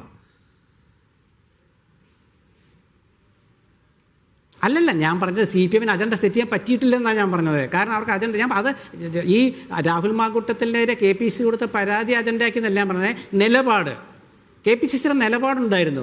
Suspension, dismissal, youth Congress president സ്ഥാനത്ത് നിന്ന് മാറ്റൽ, അവസാനം തനിക്ക് കിട്ടിയൊരു പരാതി അതേപോലെ മുഖ്യമന്ത്രിക്ക് ഫോർവേഡ് ചെയ്യുക, വെച്ച് താമസിപ്പിക്കാതെ. 1 മണിക്ക് കിട്ടി, 2 മണിക്കോ 3 മണിക്കോ പരാതി. അത് നിലപാടാണ് ഞാൻ പറഞ്ഞത്. ശബരിമല വിഷയത്തിൽ CPM എടുത്ത നിലപാടെന്താ? ജയിലിൽ കിടക്കുന്ന ആൾ പാർട്ടി കുറ്റാരോപിതനാണെന്ന് പറഞ്ഞു. കൊല്ലം MLA പാർട്ടി മെമ്പറല്ലെന്ന് പറഞ്ഞു. അതുപോലെ തന്നെ അവർ പറഞ്ഞ ചില നിലപാടുകളുണ്ട്. ഇപ്പോൾ ഇവിടെ സോഷ്യൽ മീഡിയയെക്കുറിച്ച് പറഞ്ഞല്ലോ, അതായത് നമ്മുടെ ഈ കടന്നൽ കൂട്ടം എന്നൊക്കെ പറയുന്ന പുതിയത്. MV ജയരാജൻ എന്താ പറഞ്ഞത്? MV ജയരാജൻ പറഞ്ഞില്ല, ഞങ്ങൾക്ക് ബന്ധമില്ല, കാരണം അവർക്ക് തിരിച്ചടിയായി. സുധാകരൻ എന്താ പറഞ്ഞത്? വളരെ മോശമായ പദപ്രയോഗത്തിൽ അദ്ദേഹം അവരെ തള്ളിപ്പറഞ്ഞില്ല. സുധാകരൻ, 2 CPM നേതാക്കളും തള്ളിപ്പറഞ്ഞില്ലേ? അതുപോലെ തന്നെ ഇപ്പം നോക്കൂ, CPMൻ്റെ ചില ഈ തെരഞ്ഞെടുപ്പിൽ തന്നെ CPM ചില സ്ഥാനാർത്ഥികളെ നിശ്ചയിച്ചത് ഇവിടെ ആക്ഷേപമായിട്ട് വന്നില്ലേ? അപ്പോൾ അതൊക്കെ ആ നിലപാട് അവർക്കാവാം. പക്ഷേ കോൺഗ്രസ് ഒന്നും ചെയ്യാൻ പാടില്ല. കോൺഗ്രസ് ചെയ്യുന്ന എല്ലാം തെറ്റ്. പാർട്ടിയിൽ നിന്ന് പുറത്താക്കിയാലോ ഞങ്ങൾ അംഗീകരിക്കില്ല. ഇവരംഗീകരിക്കേണ്ട. രാഹുൽ മാങ്കൂട്ടത്തിനെ ഡിസ്മിസ് ചെയ്തു. ഡിസ്മിസ് ചെയ്താലും നിങ്ങളാ കൊണ്ടു നടക്കുന്നത്. ഇപ്പം എന്ത് ചെയ്യാൻ പറ്റും? പറഞ്ഞോ. അത് ഞാൻ പറഞ്ഞ അജണ്ട സെറ്റ് ചെയ്യാൻ പറ്റാത്തതുകൊണ്ട് ഈ മുഖ്യമന്ത്രി പ്രസ് ക്ലബ്ബുകളിലേക്ക് കയറി ചെല്ലുകയാണ്. എന്നിട്ട് എന്താ പറഞ്ഞത്? ഞാൻ പ്രസ് ക്ലബ്ബുകളിലേക്ക് ചെല്ലുകയാണ് കേട്ടോ, പ്രസ് ക്ലബ്ബുകളിലേക്ക് കടന്നു ചെല്ലുകയാണ്. അല്ലാണ്ട് പത്രലേഖകർ അങ്ങോട്ട് അന്വേഷിക്കുമ്പം രൂക്ഷമായി നോക്കി മാറി നിൽക്കെന്ന് പറയുക, കടക്ക് പുറത്തെന്ന് പറയുക. അപ്പോൾ കടക്ക് പുറത്ത് എന്ന് എന്താണെന്ന് ചോദിച്ചോ പറഞ്ഞെന്താ, എല്ലാ ക്ഷണിക്കുന്നിടത്തേ എത്താവുന്നു എന്ന് വെച്ചാൽ മുഖ്യമന്ത്രി പറയുന്നത് നിങ്ങൾക്ക് എഴുതാൻ മാത്രമേ ചെല്ലാവൂ. സെക്രട്ടേറിയറ്റിൽ പോയിട്ട് അവിടുത്തെ അഴിമതിയും മറ്റു കാര്യങ്ങളും കെടുകാര്യസ്ഥതയും അന്വേഷിച്ച് റിപ്പോർട്ട് ചെയ്യാൻ പാടില്ല എന്നല്ലേ അജിംസേദിൻ്റെ അർത്ഥം? അല്ലേ? അത് കേരളത്തിലെ പത്രപ്രവർത്തകരല്ല, വേറെ ഏതെങ്കിലും പത്രപ്രവർത്തകരെ നോക്കണം. അപ്പോൾ പ്രസ് ക്ലബ്ബുകളിൽ പോയിട്ട് മുഖ്യമന്ത്രിക്ക് തൻ്റെ നിലപാട് വിശദീകരിക്കേണ്ട ഗതി വന്ന എന്തുകൊണ്ടാണെന്നറിയാമോ? പാർട്ടി നിലപാട് വിശദീകരിക്കാൻ പാർട്ടി സെക്രട്ടറിക്ക് പോലും പറ്റുന്നില്ല. ശബരിമല വിഷയത്തിലെ സ്വർണം കളവ് പോയ കേസിലെ പാർട്ടി നേതാക്കൾ ജയിലിൽ കിടക്കുമ്പോൾ നടപടിയെടുക്കാത്ത എന്താണെന്ന് ചോദിച്ചാൽ കുറ്റാരോപിതനല്ലേ എന്ന് ചോദിക്കുമ്പോൾ, അപ്പുറത്ത് കുറ്റപത്രം കിട്ടിയ MLA ആയിട്ടിരിക്കുമ്പോൾ ഇപ്പുറത്ത് കോൺഗ്രസിനെതിരെ ആക്ഷേപം വന്നപ്പോൾ അത് മുൻകൂർ ജാമ്യം ഇപ്പോൾ ലഭിച്ചു. നേരെ മറിച്ച് വേണമെങ്കിൽ കോൺഗ്രസിന് പറഞ്ഞു നിൽക്കാമായിരുന്നല്ലോ, ഞങ്ങൾ അന്വേഷണ കമ്മീഷനെ വെക്കും, ഞങ്ങൾക്ക് അതിൻ്റെ കാര്യങ്ങൾ നോക്കും, അതിൻ്റെ പല കാര്യങ്ങളും തീരുമാനിച്ചിട്ട് ഞങ്ങൾക്ക് ശരിയാണെങ്കിൽ ഞങ്ങളുടെ കോടതി തീരുമാനിക്കുന്നൊന്നും പറഞ്ഞില്ലല്ലോ. നേരെ മുഖ്യമന്ത്രിക്ക് ഫോർവേഡ് ചെയ്തു. 1, 2, 3 മണിക്കൂർ കൊണ്ട് സംഗതി ശരിയായി, കേസെടുത്തു. അതാണ് ഇന്ന് തിരുവനന്തപുരം കോടതിയിലും അതുപോലെ മറ്റു കോടതികളിലൊക്കെ കിടക്കുന്നത്. ന്യായാധിപൻ എടുക്കുന്ന കേസിലെ വിധി അതാദ്യം അംഗീകരിക്കണം. അതിൽ നിങ്ങൾക്ക് വിമർശിക്കാൻ, നിങ്ങൾക്ക് അപ്പീൽ ഒക്കെ ചെയ്യാം. ന്യായാധിപൻ എടുക്കുന്ന വിധി, ആ ന്യായാധിപൻ്റെ ചരിത്രം പരിശോധിക്കാതെ ആ വിധി ആദ്യം അംഗീകരിക്കാൻ പഠിക്കുക. ജനാധിപത്യത്തിൽ അതാണ് ഏറ്റവും പ്രധാനം. അതിനുശേഷം നിങ്ങൾ വിമർശിക്കാം. മറിച്ച് എന്തെങ്കിലും ഒരു മനസ്സിലൊരു ഒരു സ്വപ്നം കണ്ടുകൊണ്ട് ആ സ്വപ്നത്തിലെ അനുകൂലമായ രീതിയിലേക്ക് ന്യായാധിപൻ്റെ വിധിയെ വ്യാഖ്യാനിച്ചു കൊണ്ടുവരാൻ ശ്രമിച്ചാൽ കുഴിയിൽ വീഴും. ശരി, അഡ്വക്കേറ്റ് പത്മലക്ഷ്മി, ഈ ഒന്നാമത്തെ പരാതിയിൽ ഞാൻ പറഞ്ഞു, ഈ ഇരയുടെ മൊഴിയിൽ ഫസ്റ്റ് ഇൻഫർമേഷൻ സ്റ്റേറ്റ്മെൻറ്റിൽ റേപ്പിനെ കുറിച്ചുള്ള പരാമർശമില്ല. ആ FIR തന്നെ ആദ്യത്തെ വരി ഇങ്ങനെയാണ്: ആവലാധികാരിയെ ദേഹോപദ്രവം ഏൽപ്പിച്ചും ലൈംഗികബന്ധത്തിൽ ഏർപ്പെട്ടും സമ്മതം കൂടാതെ ഇയാളെ ഭീഷണിപ്പെടുത്തി നഗ്ന വീഡിയോ ചിത്രീകരിച്ചു എന്നൊക്കെയുള്ളതാണ്. അതിൽ റേപ്പ് എന്ന് പറയാവുന്ന എന്തെങ്കിലും കേസ് വരുമോ? ഇങ്ങനൊരു മൊഴി എന്തുകൊണ്ടായിരിക്കും? ഇനി 124 സ്റ്റേറ്റ്മെൻറ്റ് എടുക്കുകയാണെങ്കിൽ അതിൽ ഈ മൊഴി മാറാൻ സാധ്യതയുണ്ട്. അതാണോ കോടതി പരിഗണിക്കുക? കോടതി ഇതിൽ പരിഗണിക്കുന്നത്, court does not weigh the evidence to arrive at a defensive conclusion guilt at the bail stage. അതായത് ഒരിക്കലും എവിഡൻസിന്റെ, അതായത് ബെയിൽ സ്റ്റേജിനകത്തേക്ക് വരുമ്പോൾ ട്രയൽ കൺസിഡർ ചെയ്യുന്ന പോലെയുള്ള പോയിന്റുകളിലേക്ക് കടക്കില്ല. പ്രഥമ ദൃഷ്ടിയാൽ ഈ വ്യക്തിയെ അറസ്റ്റ് ചെയ്യപ്പെടണമെന്നോ എന്തെല്ലാം കാരണങ്ങൾ കൊണ്ട് ഇയാളെ അറസ്റ്റ് ചെയ്യപ്പെടണം, ഇയാളുടെ മൊബൈൽ ഫോൺ, അതായത് താഴെ കോടതിയില് ഗവൺമെന്റ് ലീഡർ ഗീന കുമാരി മാം ആണെന്ന് തോന്നുന്നു, എന്റെ വിശ്വാസം ശരിയാണ്, ഗീന കുമാരി മാം ആണ് പറഞ്ഞൊരു പ്രധാനപ്പെട്ട കാര്യം, ഇദ്ദേഹത്തിന്റെ മൊബൈൽ ഫോൺ പിടിച്ചെടുക്കണം, അതിന് ഇയാളെ അറസ്റ്റ് ചെയ്യേണ്ടതായിട്ടുണ്ട് എന്നൊരു വാദമുഖം ഉയർത്തിയിരുന്നു. എപ്പോഴും മനസ്സിലാക്കേണ്ട കാര്യം, ബെയിൽ സ്റ്റേജ് കൺസിഡർ ചെയ്യുമ്പോൾ എന്തെല്ലാം കാരണങ്ങൾ കൊണ്ട് ഈ വ്യക്തി പുറത്തു വന്നാൽ വിക്ടിമിന് ദോഷമാകുമോ, ഈ കേസിനെ എങ്ങനെയെല്ലാം ബാധിക്കും, ഈ കേസ് കൊണ്ട് എന്തെല്ലാം ഈ കേസ് സാക്ഷികളെ സ്വാധീനിക്കുമോ എന്നീ കാര്യങ്ങളാണ് പ്രഥമ ദൃഷ്ടിയാൽ പരിഗണിക്കുന്നത്. പിന്നെ ഈ കേസിനകത്ത് 64 നിലനിൽക്കുമോ എന്നുള്ള ചോദ്യം, നമ്മൾ ബേല ത്രിവേദിയുടെ സുപ്രീം കോടതി ജഡ്ജിമെന്റ് ജസ്റ്റിസ് ബേല ത്രിവേദി പറഞ്ഞൊരു പ്രധാനപ്പെട്ട ഒരു കാര്യമുണ്ട്. ആ കേസിൽ പറയുന്നത്, ഉഭയസമ്മത പ്രകാരമുള്ള ഒരു ബന്ധം അത് കൈപ്പാർജിക്കുമ്പോൾ മാത്രം അത് റേപ്പിലേക്ക് വരുമ്പോൾ അത് ട്രയൽ പോലും, അതായത് ട്രയലിന് പോലും അനുവദനീയമല്ല എന്ന ഒരു ജഡ്ജ്മെന്റ് സുപ്രീം കോടതിയുടെ ഉണ്ട്. നഈം മുഹമ്മദ് കേസിനകത്താണ്. അതുപോലെ തന്നെ നഈം മുഹമ്മദ് കേസിലെ മാരിറ്റൽ സ്റ്റാറ്റസ്. പറഞ്ഞോളൂ.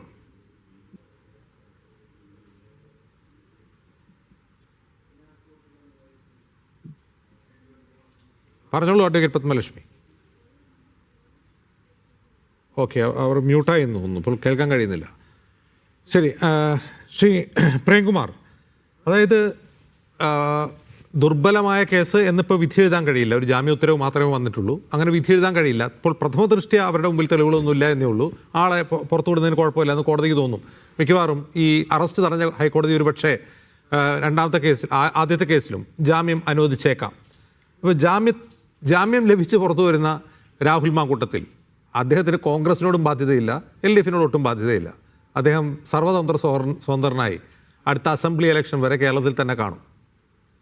അല്ല, ഞാൻ ഇതിനകത്ത് ഒരു കാര്യം ഞാൻ നേരത്തെ പറയുന്നത്, അതായത് ഇത്തരമൊരു കേസിൽ, മാങ്കൂട്ടത്തിൻ്റെ പോലൊരു കേസിൽ പോലീസ് ചേസ് ചെയ്ത് 2-ാം ദിവസം തന്നെ അറസ്റ്റ് ചെയ്യുക, ട്രയൽ തുടങ്ങുന്നത് വരെ ഒരു 10-40 ദിവസം ജയിലിൽ കിടത്തുക എന്നുള്ളതിൻ്റെ ത്രില്ലിനേക്കാൾ കൃത്യമായി കേസ് ഫ്രെയിം ചെയ്ത് ജുഡീഷ്യൽ പ്രോസസ്സ് അണ്ടർഗോ ചെയ്യിക്കുകയും അതിൻ്റെ പണിഷ്മെൻറ്റ് ഉറപ്പുവരുത്തുകയും ചെയ്യുക എന്നുള്ളതാണ് പ്രധാനം എന്ന് ഞാൻ വിചാരിക്കുന്നു. അതുകൊണ്ട് തന്നെ 10 ദിവസമായിട്ട് രാഹുൽ മാങ്കൂട്ടത്തിനെ അറസ്റ്റ് ചെയ്തില്ല എന്നുള്ള കാര്യത്തിൽ കൺസേൺ ഇല്ലാത്ത ആളാണ് ഞാൻ. മറിച്ച് ഇന്ന് ദിലീപിനെ വിട്ടു പോകാൻ പാടില്ല എന്നുള്ളതാണ്. ഇവിടെ ഇപ്പോൾ സംസാരിക്കുന്ന അഡ്വക്കേറ്റ് തന്നെ പറഞ്ഞു, ബെയിൽ ഗ്രാൻഡ് ചെയ്യുന്ന സമയത്ത് കോടതി, അതായത് BNS 482 പ്രകാരം ആൻറ്റിസിപ്പേറ്ററി ബെയിൽ കൺസിഡർ ചെയ്യുന്ന സമയത്ത് എവിഡൻഷ്യൽ വാല്യൂ അതിൻ്റെ മെറിറ്റിലേക്ക് പോവില്ല. അപ്പൊ ആന്റിസിപ്പേറ്ററി ബെയിൽ കൊടുത്തു, എലൗ ചെയ്തു എന്ന് പറഞ്ഞാൽ അതിനർത്ഥം വെറാസിറ്റി പരിശോധിക്കും. അല്ല, വെറാസ് ഇല്ലെന്ന് പറഞ്ഞിട്ടില്ലല്ലോ. ഇത് ഓത്തന്റിക് അല്ലാത്ത പരാതിയാണെന്ന് പറഞ്ഞിട്ടില്ല. 2 കാര്യം പറഞ്ഞത്, ഇയാൾ പുറത്തിറങ്ങിയാൽ സിമിലർ ക്രൈം ചെയ്യാനുള്ള സാധ്യതയില്ല എന്നുള്ളതാണ്. റൈറ്റ്. പിന്നെ അന്വേഷണ ഏജൻസിയുടെ മുന്നിൽ ഹാജരാവും. നമുക്ക് ഭയങ്കര സർപ്രൈസിംഗ് ആയിട്ട് തോന്നുന്നത് 2 കേസുകൾ ഒന്നിന് പിന്നാലെ വരികയും രണ്ടാമത്തെ കേസ് സ്ട്രോങ്ങർ ആവുകയും അതിൽ ആന്റിസിപ്പേറ്ററി ബെയിൽ കൊടുക്കുകയും ചെയ്യുന്നതിൻ്റെ വൈചിത്ര്യമാണ്. സിമിലർ രണ്ടാമത്തെ കേസ് വന്നാൽ സാധാരണ രീതിയിൽ കൊടുക്കില്ല. പിന്നെ it's up to the description of the judge, അതേ പറയാൻ പറ്റുള്ളൂ. അവരെ വ്യക്തിപരമായി വിമർശിക്കാൻ പാടില്ല, എനിക്കും അറിയാം. പക്ഷേ കോടതി വിധികളെ രാഷ്ട്രീയമായിട്ട് വിശകലനം ചെയ്യാൻ പാടില്ല എന്നുള്ള ശ്രീകുമാറിൻ്റെ ഐഡിയോളജിയോടൊന്നും എനിക്ക് യോജിക്കാൻ പറ്റില്ല. എല്ലാ കാലത്തും കോടതി പോലും വാല്യൂ ഫ്രീ ആയ പ്രേംകുമാർ, ഞാൻ എൻ്റെ കോണ്ടെക്സ്റ്റ് ഒന്ന് അങ്ങയുടെ വിശദമായിക്കോട്ടെ. അതായത് ആദ്യത്തെ പരാതിയിൽ തൻ്റെ മുമ്പിൽ ബെയിൽ ആപ്ലിക്കേഷൻ വരുമ്പോൾ അവരുടെ മുമ്പിൽ പോലീസ് വേറെ റിപ്പോർട്ട് വെക്കുകയാണ്. ഇതിന് പിറകെ വേറൊരു കേസുണ്ട്, അത് റേപ്പ് കേസാണ്. അപ്പോൾ അതുകൂടി പരിഗണിച്ചായിരിക്കും അവർ പക്ഷേ ജാമ്യം നിഷേധിച്ചിട്ടുണ്ടാവും. ആ കേസിൽ ബെയിൽ ആപ്ലിക്കേഷൻ വരുമ്പോൾ ആ കേസിൽ ഒന്നുമില്ല, പ്രഥമ ദൃഷ്ട്യാ ഒരു തെളിവുമില്ല. ഒരു പക്ഷേ ഈ ബെയിൽ ആപ്ലിക്കേഷൻ രണ്ടാമതാവുന്നിരുന്നെങ്കിൽ ചിലപ്പോൾ 2ലും അവർ തന്നെ ജാമ്യം കൊടുത്തേനെ. അല്ല, അതിനകത്ത് 2 കാര്യമുണ്ട്. ഒന്ന്, രണ്ടാമത് കേസ് വരുന്നു എന്ന് കണ്ടിട്ട് മാത്രമല്ല, ഒന്നാമത്തെ കേസിൽ 2-3 ആർഗ്യുമെന്റ്സ് റേസ് ചെയ്തിട്ടുണ്ടായിരുന്നു അക്യൂസ്ഡ് അല്ലെങ്കിൽ പെറ്റീഷണർ, മാങ്കൂട്ടത്തിന്റെ വക്കീൽ. അതിലൊന്ന് ഇത് കൺസെൻഷ്യൽ ആണെന്നുള്ളതായിരുന്നു. കൺസെൻഷ്യൽ അല്ല എന്നുള്ളത് അവർ പ്രൂവ് ചെയ്തു. ഫോഴ്സ്ഡ് അബോർഷൻ അല്ല എന്നുള്ളതായിരുന്നു. ഫോഴ്സ്ഡ് അബോർഷൻ ആണെന്നുള്ളതിൻ്റെ തെളിവുകൾ പറഞ്ഞു. ഈ പെൺകുട്ടി മാരീഡ് ആണെന്നുള്ളതായിരുന്നു. അത് ഇതിനെ ഒരു കാരണവശാലും ഡൈല്യൂട്ട് ചെയ്യുന്നതല്ല എന്ന് ആർഗ്യൂ ചെയ്തു. 2-3 പോയിന്റിൽ ആർഗ്യൂ ചെയ്തിട്ടാണ് അവസാനം ബെയിൽ എന്താ പറയുക ഗ്രാൻഡ് ചെയ്യാതിരുന്നത്. രണ്ടാമത്തെ കേസ് നമ്മളുടെയൊക്കെ ഒരു കാഴ്ചപ്പാടിൽ അതിനേക്കാൾ സ്ട്രോങ് ആണ്. പക്ഷേ അതിൽ ആദ്യം തന്നെ ബെയിൽ കൊടുക്കും. സർപ്രൈസിംഗ് ആയ കാര്യമാണ്. അതുകൊണ്ട് തന്നെയാണ് സർക്കാർ എത്രയും പെട്ടെന്ന് ഹൈക്കോർട്ടിൽ അത് ചാലഞ്ച് ചെയ്യും എന്ന് പറയുന്നത്. ഞാൻ പറഞ്ഞെന്താണെന്ന് വെച്ചാൽ, ഒരു കോടതിയിൽ നിന്ന് ഒരു വിധി വന്നാൽ അത് സൽവാർമന അംഗീകരിക്കണമെന്നുള്ള, അത് തന്നെ ഞാൻ പിന്നെയും പറയുന്നത്, ആ അഴകൊഴമ്പൻ നിലപാടുകൾ എല്ലായ്പ്പോഴും ക്രിമിനലുകൾക്കും റേപ്പിസ്റ്റുകൾക്കും സഹായകമാവുന്ന നിലപാടുകളാണ്. കാരണം കോടതിയും നിയമവും ജുഡീഷ്യൽ സിസ്റ്റവും വാല്യൂ ഫ്രീ ആണെന്നോ സ്ത്രീകളെയും പുരുഷന്മാരെയും തുല്യരായി കാണുന്ന ഒരു വാല്യൂ എന്താ പറയുക തുടക്കം മുതലേ ഉള്ള ഒരു സിസ്റ്റമാണെന്ന് ഞാൻ വിചാരിക്കുന്നില്ല. അതുകൊണ്ടാണ് ഇടയ്ക്കിടയ്ക്ക് നിയമങ്ങൾ മാറ്റിവെക്കേണ്ടി വരുന്നത്. ഭൻവാരി ദേവിയുടെ കേസുമായി ബന്ധപ്പെട്ടിട്ടാണ് Vishaka versus state of Rajasthan എന്നുള്ള കേസിന് ശേഷം ഇത്തരം ഡയറക്റ്റീവ് സുപ്രീം കോടതി പുറപ്പെടുവിച്ചിട്ടുള്ളത്. നമ്മുടെ നാട്ടിലുള്ള നിയമങ്ങൾ സ്ത്രീ വിരുദ്ധമാണെന്ന് മനസ്സിലാക്കിയുകൊണ്ടാണ്. അതുണ്ടായിട്ടുള്ളത് നമ്മളെപ്പോലുള്ള ആളുകൾ അതിനെ വിമർശിച്ചുകൊണ്ടാണ്, അതിനെ ക്രിട്ടിക്കലി അനലൈസ് ചെയ്തുകൊണ്ടാണ്. അതുകൊണ്ട് ഒരു കാരണവശാലും കോടതി വിധി ഇതാണല്ലോ പിന്നെ മിണ്ടാൻ പാടില്ല എന്നുള്ളത് റേപ്പിസ്റ്റുകളെയും ക്രിമിനലുകളെയും സപ്പോർട്ട് ചെയ്യുന്ന നിലപാടാണ്. ഇത് പറയുമ്പോൾ ഗുളികയുടെ കാര്യം പറയുന്ന ശ്രീകുമാറിനോട് ഒന്നും പറയാനില്ല. പാരസെറ്റമോൾ ആയാലും സിട്രിസിൻ ആയിരുന്നാലും ഇനി അബോർഷന്റെ ഗുളികയായിരുന്നാലും കളങ്കാവലിലെ പോലെ സയനൈഡ് ആയിരുന്നാലും കുടിപ്പിക്കുന്നത് നിങ്ങളുടെ ആളുകളാണ്. അത് നിങ്ങൾ തന്നെ കുടിച്ചോണ്ടിരുന്നാൽ മതി. ഇങ്ങനെ ഉത്തരവാദിത്തത്തോടെ സ്ത്രീകളുടെ പക്ഷം ചേർന്നുകൊണ്ട് അഭിപ്രായം പറയുന്ന ആളുകളെ ഗുളിക എന്നുള്ള സാധനം എന്ന് പറഞ്ഞിട്ട് നിർത്താമെന്ന് വിചാരിക്കേണ്ട. ഗുളിക കൊടുക്കുന്നതും കൊണ്ടുപോയി കൊടുക്കുന്നതും കുടിപ്പിക്കുന്നതും ഒക്കെ നിങ്ങളുടെ ആൾക്കാർ തന്നെയാണ്. അതിന്റെ കോൺസിക്വൻസ് നിങ്ങൾ തന്നെയാണ് എന്താ പറയുക അനുഭവിക്കേണ്ടത്. ശരി, എന്തായാലും ഈ ജാമ്യം നിഷേധിച്ചുകൊണ്ട്, ഒന്നാമത്തെ കേസിൽ ജാമ്യം നിഷേധിച്ചുകൊണ്ട് കോടതി ഇറക്കിയ ഉത്തരവിൽ ഒരു കാര്യം കൂടി ശ്രീകുമാർ കേൾക്കൂ. The court is not unmindful of the fact that privilege in the prosecution is also a factor to be considered, and that is essential to see whether the complaint is raised only to harass or humiliate the petitioner in the backdrop of pursuing election, and in a view of that fact that the petitioner being a prominent politician lodging the complaint to ignite the controversy cannot be ruled out. ഇതല്ല, court അതേക്കുറിച്ച് കാണാതിരിക്കുന്നില്ല. ഒരു പ്രമുഖ രാഷ്ട്രീയ നേതാവിനെതിരെ തെരഞ്ഞെടുപ്പിന്റെ പശ്ചാത്തലത്തിൽ ഒരു case കൊണ്ടുവരിക ആണോ അല്ലയോ എന്ന കാര്യം കൂടി ഞാൻ കോടതി കാണാതിരിക്കുന്നില്ല എന്ന് കൂടി പറയുന്നുണ്ട്. പെറ്റീഷണറുടെ ആ ആർഗ്യുമെന്റ് കംപ്ലീറ്റ് റൂൾ ഔട്ട് ചെയ്യാൻ പറ്റില്ല എന്നാണ് പറഞ്ഞത്. അതെ, അപ്പോ എന്നോടാണോ? അതെ, അതായത് ഞാൻ പറഞ്ഞത് നമുക്ക് കോടതി വിധികളെ വിമർശിക്കേണ്ടെന്ന് ഞാൻ പറഞ്ഞിട്ടില്ല. ഞാൻ പറഞ്ഞത് കോടതിയുടെ ന്യായാധിപൻ ആദ്യം എന്താണോ പറയുന്നത്, കോടതി വിധിയെ ആദ്യം അംഗീകരിക്കുക. ന്യായാധിപനെ ചീത്ത പറയാൻ പോകാതെ കോടതി വിധിയെ അംഗീകരിക്കുക, പിന്നെ വിമർശിക്കുക, ഒരു കുഴപ്പമില്ല. ഇത് കോടതി വിധിയെ പല രീതിയിലായിട്ട് കണ്ട് വ്യാഖ്യാനിക്കുന്നതെന്ന് ഞാൻ പറഞ്ഞുള്ളൂ. ഇപ്പോൾ ഈ നടിയെ ആക്രമിച്ച കേസിലെ ജഡ്ജി ആരുടെ പൂർവ്വകാല ചരിത്രം പരിശോധിച്ച് കോൺഗ്രസ്സുകാർ പോയാൽ അവർക്ക് വേണേൽ രാഷ്ട്രീയം പറയാം, കൃത്യമായ രാഷ്ട്രീയം പറയാം. പക്ഷേ ആ ന്യായാധിപയെക്കുറിച്ച് എനിക്കറിയാം. വളരെ കൃത്യമായിട്ട് നിലപാടെടുക്കുന്ന ഒരു ന്യായാധിപയാണ്. സംശയമൊന്നുമില്ല, പൂർവ്വകാലത്ത് അവരുടെ രാഷ്ട്രീയക്ക് നന്നായിട്ടറിയാം. എൻ്റെ സുഹൃത്താണ്. പക്ഷേ അതല്ലല്ലോ വിഷയം, അതല്ല. നമ്മൾ നിലപാടുകൾ ഒരു കോടതി വിധി അല്ലെങ്കിൽ കോടതി ഉത്തരവ് ദൗർഭാഗ്യകരമായി എന്ന് പറയാം. അത് വിമർശനമൊന്നുമല്ല. പ്രേംകുമാർ പറഞ്ഞത് ദൗർഭാഗ്യകരമായി എന്ന് പറഞ്ഞല്ലോ. അവസാന നിമിഷമാണ് ഞാൻ പറഞ്ഞോട്ടെ. പറയാത്ത കാര്യം എന്തിനാ പറയരുത് നിങ്ങൾ പറയുന്നത്? കേസ് ഞാൻ കാശ് കൊടുത്തിട്ടുണ്ടല്ലോ. നിങ്ങളെ ആയിരുന്നു. നിങ്ങൾ ദുസ്സൂചനയോടെയാണ് പറയുന്നത്. അല്ല, ജഡ്ജി ശ്രീകുമാർ, നിങ്ങളാണ് 3 പ്രാവശ്യം ദിലീപ് കേസിലെ ജഡ്ജിയുടെ രാഷ്ട്രീയ ബന്ധം സൂചിപ്പിക്കുന്നത്. എന്നിട്ട് നിങ്ങൾ എന്നാ പറയാണ് അങ്ങനെ പറയരുതെന്ന്? ഈ വളിവളിച്ച എന്താ പറയാ ചർച്ചയിലെ നിലപാടാണ് ശരിയില്ല ഞാൻ പറയുന്നത്. ഞാൻ ഒരു ജഡ്ജിയുടെയും പേഴ്സണൽ പൊളിറ്റിക്കൽ കാര്യം ഞാൻ പറഞ്ഞിട്ടില്ല, പറയൂല. നിങ്ങളാണ് പറയുന്നത്. അജിംസെ ഇത് അവസാന നിമിഷത്തിൽ ഇങ്ങനെ ബഹളം വയ്ക്കല്ലേ. പറഞ്ഞോളൂ. അതായത് ഞാൻ പറയുന്നത് എന്താ വെച്ചാൽ നമ്മുടെ നാട്ടിലെ എല്ലാവർക്കും രാഷ്ട്രീയം ഉണ്ടാവും. പക്ഷെ ആ രാഷ്ട്രീയം ജഡ്ജിമാരുടെ വിധി തരംപോലാക്കി നിങ്ങളല്ലേ മനുഷ്യ ദിലീപിന്റെ കേസിലെ ജഡ്ജിയുടെ രാഷ്ട്രീയം സൂചിപ്പിച്ച് പലവട്ടം സംസാരിച്ചത്? ഞാൻ പറഞ്ഞോ? ശരി. മറ്റൊരു കാര്യം, ഈ രാഹുൽ മാങ്കൂട്ടത്തിന്റെ വിഷയത്തില് ആ വിഷയം ചർച്ചയായപ്പോൾ മുഖ്യമന്ത്രിയോട് തൃശ്ശൂർ പത്രലേഖകരോട് ചോദിച്ചു, ഇദ്ദേഹത്തെ എന്താണ് നിങ്ങളാണോ സംരക്ഷിക്കുന്നത്? കോൺഗ്രസ് പുറത്താക്കിയ ഒരാളല്ലേ, നിങ്ങളാണോ സംരക്ഷിക്കുന്നത് എന്ന് ചോദിച്ചപ്പോൾ മുഖ്യമന്ത്രി പറഞ്ഞത് നമ്മുടെ നാട്ടിലൊരു രീതിയുണ്ട്, അതായത് മുൻകൂർ ജാമ്യത്തിന് അപേക്ഷിച്ചാൽ അവരെ അറസ്റ്റ് ചെയ്യാതിരിക്കുക എന്നൊരു രീതിയുണ്ടെന്ന് മുഖ്യമന്ത്രിയാണ് പറഞ്ഞത്.